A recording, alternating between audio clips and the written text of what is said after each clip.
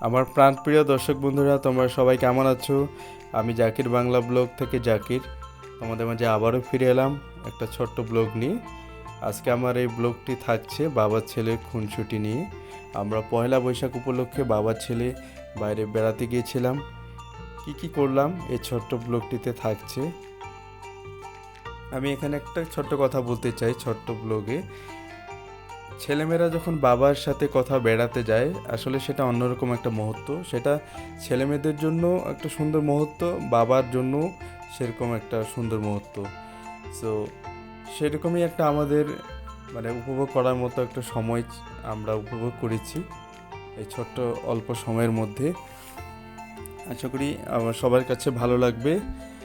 তো সবাই থেকো, আমার ভিডিওটার শেষ পর্যন্ত থেকো।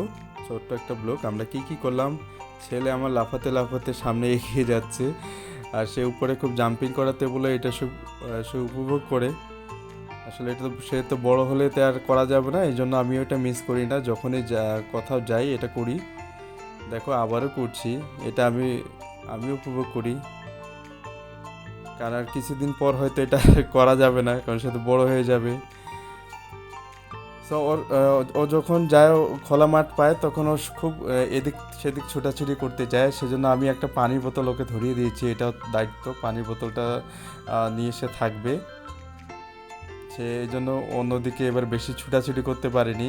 আর এখানে দেখো আমরা ক্রিকেট খেলছিলাম বাবা ছেলে। অনেকে এখানে ক্রিকেট খেলছিল, ওদের কাছে বলটা নিয়ে আমি একটু বল করলাম আর ওকে ব্যাট করতে দিয়ে দিলাম। কারণ সবাই আমরা ব্যাট করতে ভালোবাসি, তাই ও ব্যাট করতে ভালোবাসে। বড় ব্যাটটা ওর থেকে বড় হয়ে গিয়েছে। ও ছোটো ব্যাটে খুব ভালো টাচ করে। তো দেখি শেষ পর্যন্ত ব্যাটে লাগাতে পারে কি না। হ্যাঁ, এবার টাচ করতে পেরেছে। খুব উপভোগ করছিল এই সময়টা। শেষ পর্যন্ত সে বোল্ড হয়ে গেল। ক্রিকেট খেলা শেষে আমরা বাড়ি ফিরছি। তো ছোট্ট ব্লগ ছিল আজকে। জানি না কতটুকু ভালো লেগেছে এই ছোট্ট ব্লগটি তোমাদের কাছে। যদি ভালো লেগে থাকে আমার চ্যানেলের পাশে থাকবে। নতুন বন্ধুরা চ্যানেলটা সাবস্ক্রাইব করে আমার চ্যানেলের পাশে থাকবে। আরও সুন্দর সুন্দর ব্লগ দেখার জন্য বেল আইকনটি প্রেস করে রাখবে। তোমরা যারা এতক্ষণ আমার ভিডিও শেষ পর্যন্ত ছিলে, অনেক ধৈর্য সহকারে দেখেছো, অসংখ্য অসংখ্য ধন্যবাদ সবাইকে। সবাই ভালো থাকবে। আজকে এ পর্যন্ত। আল্লাহ হাফেজ।